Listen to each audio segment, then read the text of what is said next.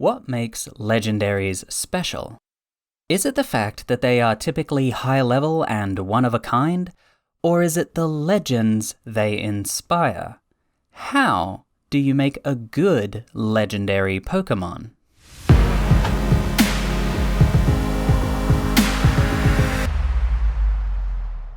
Here I am to talk about one of the forces that motivate a player through a game's narrative: antagonists. What, you thought I was going to talk about legendary Pokemon, just because that was the title on this video? Well, yeah, I'll be talking about legendaries instead. I originally planned the topic player motivations and wanted to start with antagonists, the villains. However, you can't really talk about the bad guys without mentioning legendary Pokemon because you can't get through the storyline without villains making you fight one. But legendary Pokemon are a force of motivation for the player in their own right. Firstly, if you are inclined to complete the Pokédex as much as I am, then due to their general difficulty in obtaining, they naturally create a high point of tension and intrigue. Secondly, if you like to create powerful teams to battle with, legendaries tend to have higher stats and more powerful moves available to them, so there's that. Lastly, people also want them because they look cool. Now, when talking about legendary Pokemon, it is inevitable that you mention how a number of people in the community have said that the legendaries just aren't that special anymore. There are arguably a few reasons for this, which I'll address throughout this episode, but this does bring up the core question here. What makes a legendary a true legend? What would inspire a sense of awe in the players upon encountering one? So, let's get into it.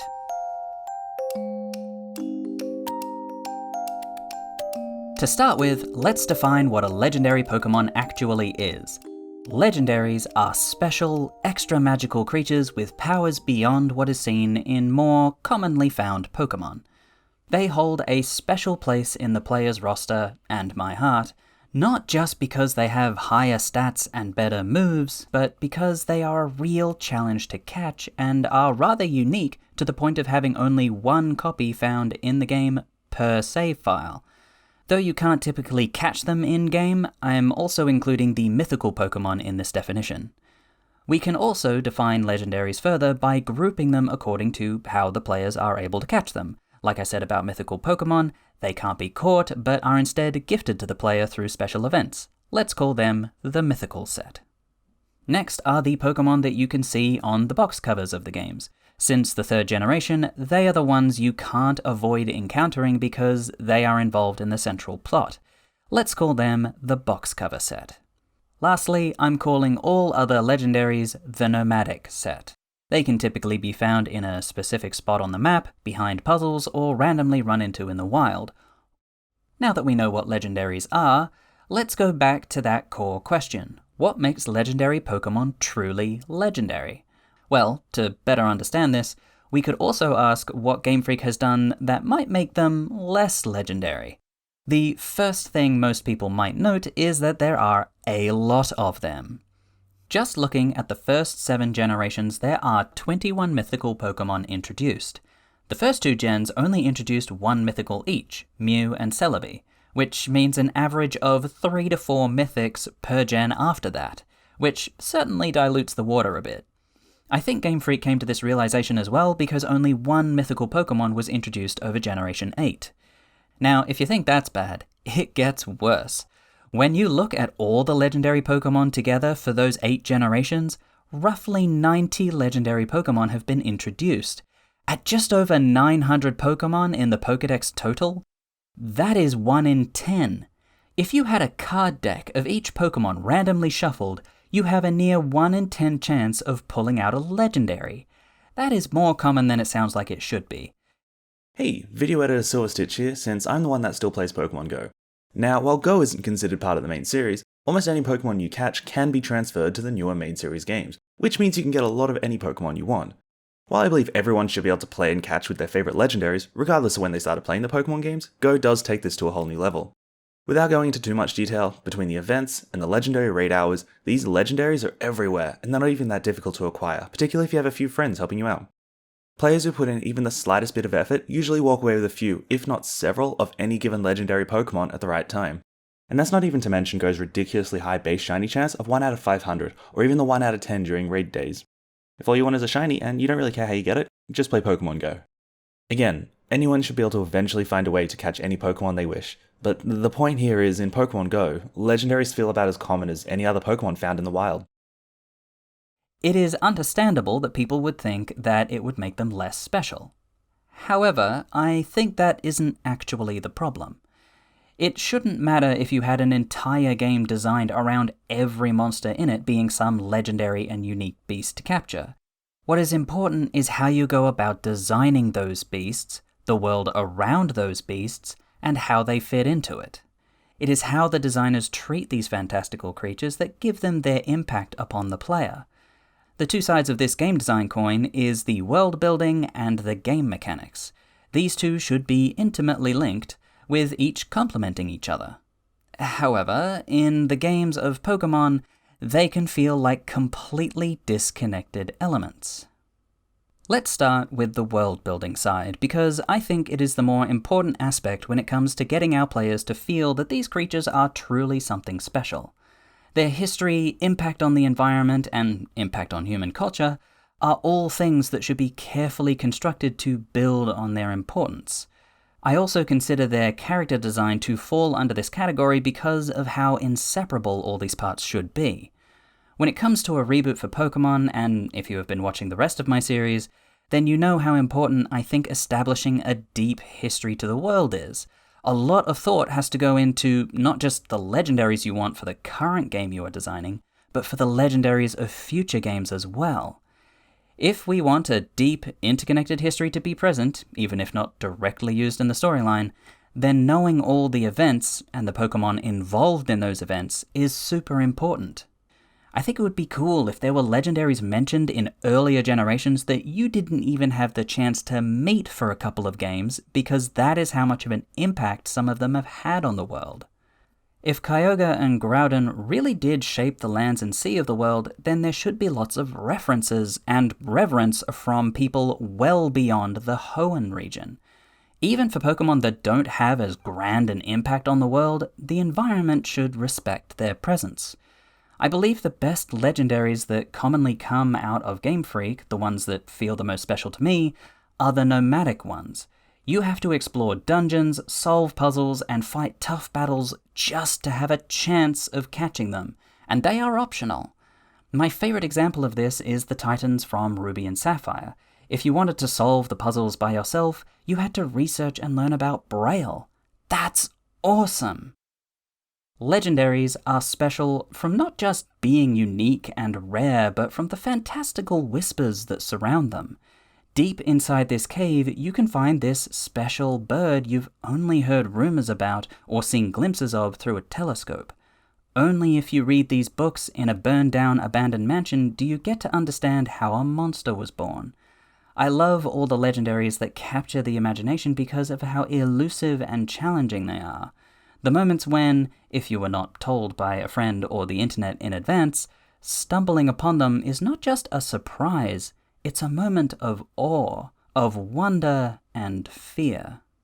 Which leads us to the topic of the great and terrible powers that Pokemon can wield. This is the bridge between world building and the game mechanics. Just how powerful should the magic of Pokemon be allowed to be? Obviously, we have a Pokemon that is the actual literal god of that universe, but let's break this down a little. Should legendaries have a power cap? Should we avoid giving them ultimate cosmic power? Because that is a slippery slope, one that Pokemon fell right into. Arceus is the creator of all things, so why can it be knocked out by a Jigglypuff that has had one too many rare candies?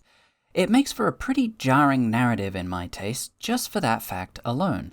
For a Pokemon that is capable of creating other Pokemon, who themselves can control time, space, and antimatter, why would it care for your pathetic Master Ball?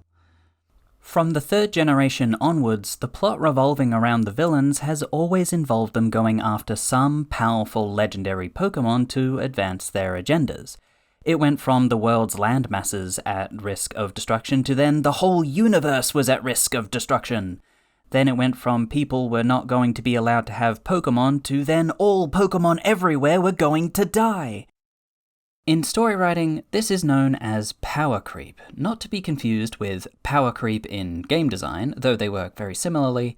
In writing, this is where the author thinks that the only way to keep the audience interested in the story is to escalate the tension by putting a greater amount of things at stake. But one of the problems of putting the continent or world or universe at risk is that the human mind just can't quantify elements that big. It becomes harder and harder to feel that tension personally when what is endangered becomes more and more external to what we are familiar with. If you can't relate to the story, you can't relate to the Pokemon at the heart of that story. I am aware that most legendaries are inspired by a theme or mythos from human history, and I believe that plays an important role in making them special. What I struggle with is having them not just represent things like time and space, but giving them the actual power over those themes. Having Pokemon represent the land, sea, and sky is cool. Having them actually be the ones that shaped the planet's form, and then have a child throw them in a battle against a Marchop just feels out of place. Don't get me wrong, I actually do want the Legendaries to have something more special to them over the rest of the Pokemon. I just don't want that special something to be lost in what could quickly become unfathomably overpowered. Especially since those godly powers have to fit within the very confining box of the game mechanics. As we have seen over time, the games introduce legendary Pokemon that succumb to this power creep. We started with Mewtwo and the three birds, just powerful, unique, special creatures, cool and awesome. By 3rd gen, we had Pokemon that could shape the land and sea. Okay, bit of a jump there, feels a little silly to have them sit in the hands of a child, but whatever. And now at 4th gen, oh my god, like actually. From then on, the developers had to backpedal from there. Every legendary since couldn't be more powerful than that. But that didn't stop them from trying. They had to bring in Pokemon from alternate dimensions to continue that trend of ultimate cosmic power. And it's just not great.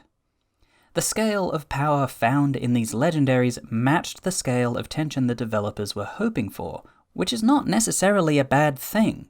It was interesting the first time, but it loses its effectiveness each time. It is not so much the power legendaries wield directly that inspires awe in the mind of the player, but the lead-up to the discovery of a legendary Pokemon. If you were to, say, make the first mention of this great and powerful beast mere minutes before its reveal in the story with absolutely no real lead-up or solid hints to its existence prior to that moment, it would kind of fall flat. Game Freak actually did a very good job back in the 1st generation of introducing Mewtwo through reading journals in a burned down mansion long before you see it, and even calling it the most powerful Pokemon ever created.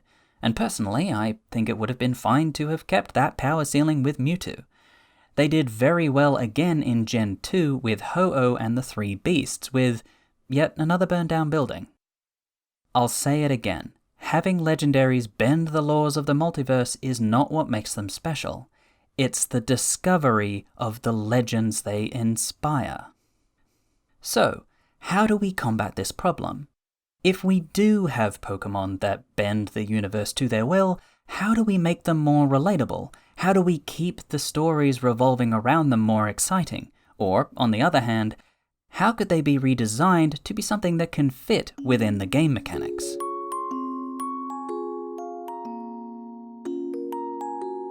Let's look at this from the issue of power creep, with how story writers might want to escalate the tension in a story and the different solutions we have available with those challenges.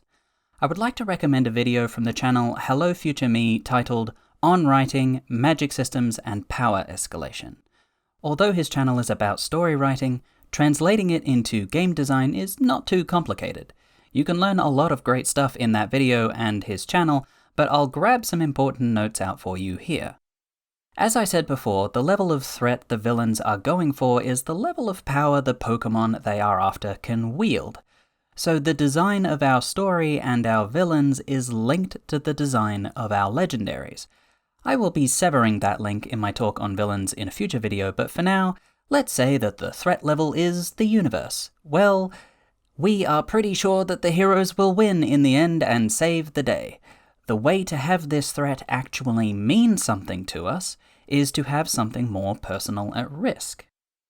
To come up with an example for Pokemon, we can understand and feel more deeply what could be lost if, say, your starter Pokemon got sick and Team Bad Guys had captured the one special Pokemon you need to synthesize a cure from. If that was the case, I would knock down the front door with a Hyper Beam if I thought that was the fastest way to get the job done. Compare this to Team Bad Guys capturing the one special healing Pokemon without your beloved Pokemon being threatened. Without that personal connection, you probably won't feel too bad about doing some side quests and grinding levels first. No need for a Hyper Beam when it's only theoretical Pokemon at stake. Other than the player's Pokemon, the characters we get to know and care about on our journey are another element to threaten to harm. Again, the heroes will win at the end, but at what cost? What will the characters, or what characters, have to be sacrificed to achieve this victory? How does this make legendary Pokemon more special? The more genuine an impact on a player through the story they have, the more impact the player will attach to that Pokemon, which is also very true for any Pokemon they choose to go on a journey with. A different direction to approach the great and powerful is incomparables and character challenges. For writing, incomparables is making sure that no villain is going to threaten the heroes in the same way twice. Does the hero have to train and get higher power levels again?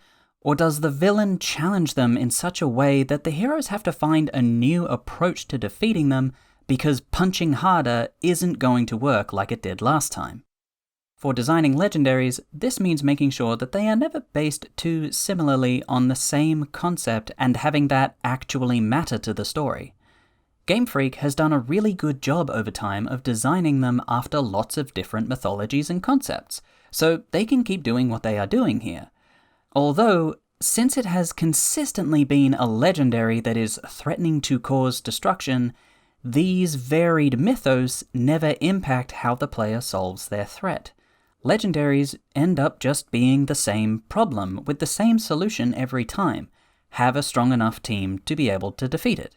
What if instead the solution was to defeat them in a specific way?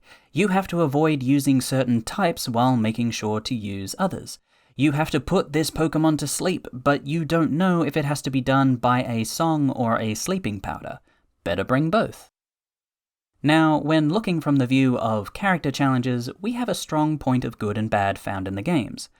What this means in game design is really just what the player had to do to get to the goal. That journey comes in endless forms. Did they have to make narrative decisions, solve puzzles, explore the dungeon, go through great tests of skill or knowledge before reaching that point?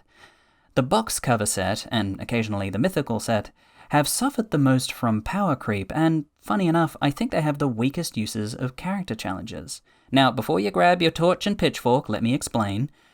The journey to get these Pokemon are indeed among the most elaborate. You have to go through a bit of a gauntlet to get them because you have to travel the lands and fight Team Bad Guys along the way. However, due to all that being a part of the main story, you can't not encounter them. There's no unique journey to get these Pokemon because the journey to get them is inseparable from the journey to finish the game.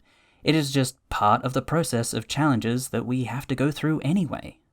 For the nomadic set, the fact that we get a lot of challenges that are completely optional is again why I like them so much. They themselves are the secrets to be discovered, so discovering them comes as a surprise.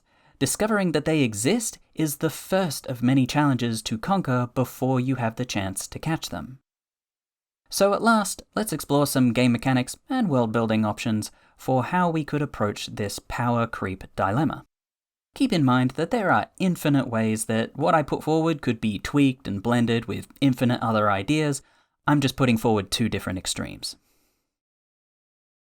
My first idea is to establish a rule about how powerful Pokemon are allowed to be, a defined power ceiling for our story writers. Whether we let the player know about these boundaries directly is something that could be worked out in development, but our writers should at least have an idea of what upper limit Pokemon magic is capable of. I think it would be fair to say that no legendary or mythical one should have powers and abilities that are beyond what any common Pokemon could accomplish at level 100. If my fully leveled Camerupt can't raise new land masses out of the sea, then neither should Groudon. Or to put it another way, if Arceus can make a universe at level 80, then my level 90 Raichu should have similarly powerful capabilities. Sounds silly, right? It would feel more appropriate for something like Arceus to be level 1 million. Keep in mind that Pokemon reaching level 100 is supposed to be really unheard of. The Elite Four are the best of the best, and they fall rather short of the mark. So again, let's take the power down one notch, or 1,000. This essentially keeps the Pokemon games relatively unchanged mechanically to how they are now. Pokemon still reach a level cap of 100, and Legendaries still have that extra bit of magic to them. But nothing that could threaten the world, at least not from their mere existence, or without getting very creative. Now, this doesn't mean that all those interesting creation myths about those Pokemon would vanish from human culture. Here on Earth, we have created plenty of wonderful mythologies, and we don't even have tangible magic and monsters to start with. It would just mean that the myths in the Pokemon world would be exaggerated. Most likely, different regions would have similar creation myths that feature different Pokemon. Arceus gets one version, while Xerneas gets another. By putting in a power ceiling, it will naturally make it more important for incomparables and character challenges to really strive to be their best. Just to throw an idea out there, I would love to see the boundaries of the puzzles, challenges, and clues about how to find and catch a legendary to go well beyond their dungeons.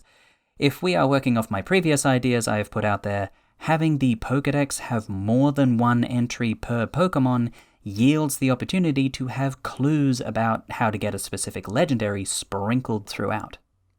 How does this suggestion make legendary Pokémon more special? Because we don't actually need them to have cosmic powers. We have all the ingredients to make them special already. They are unique, they are a challenge to catch, and they have fantastic whispers surrounding them. That is good enough. Which means we rely on our world and story designers to really do a good job of designing those elements every time. Otherwise, if we don't want to have a power ceiling, if we want to let them have ultimate cosmic power, then I have one other suggestion. What if you couldn't catch them? What if they were just too powerful for any Pokeball to handle, and that they have no interest in taking orders from anyone, no matter how much they like them? With this in mind, they can now be something greater than what could be achieved by the players. They could have levels far beyond what any catchable common Pokemon can achieve, and so they can take the role of extreme challenges the player can undertake. Or maybe not just being a tough boss fight, they could be antagonists, heroes, rivals, gym challenges. What if the way to get the electric-themed badge is to defeat Zapdos? Imagine if it just liked hanging around people and battling them, so the local town built a gym around it. They can essentially become NPCs with history and motivations that are just utterly different to that of any human. Some of them might be able to join your team, but only temporarily for a specific challenge or the like. But what about the entrance in the Pokédex, I hear someone typing in the comments. Again, going off previous ideas, by exploring the world, those entries are added naturally whenever one of those events are triggered. You can get all the different entries for it by learning about it, interacting with it through its related side quests, and battling it in varied strategies. How does this idea make them more special? By having players need to get to know the creature by means other than catching it, having their levels and challenges be utterly unique to themselves, and having them be the great and powerful beasts the stories really say they are. That could inspire a unique kind of respect from the player. having something like that come to befriend the player over time because of the extra efforts they have put in may have them feel that bond more deeply than if they just caught it and put it in a storage box. So, which of these two ideas would I go with? The limited power ceiling. Surprise, surprise. I would much rather have the opportunity to catch the legendaries myself, even if their legends are slightly exaggerated. But I think there is a lot to be said about having them play NPC roles. The 4 Tapu legendaries of Sun and Moon were leaning into that, and I quite liked it. So perhaps some kind of combination of the ideas would be best.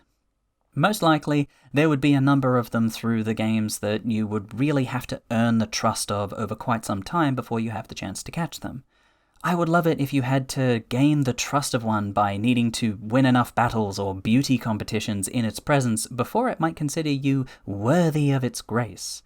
I think that would amount to the best of both worlds. That said though, of course there are plenty of players out there who love having gods at their beck and call, so who am I to crush their dreams? So these ideas are what I think could be done to keep Legendary special. But let me know what you think. What has made them special to you? If you enjoyed this episode, subscribe, or maybe even share it on your socials. I would really appreciate that. If you are feeling generous, press the like and the blossom. And as always, continue to be wonderful, and I'll see you next time.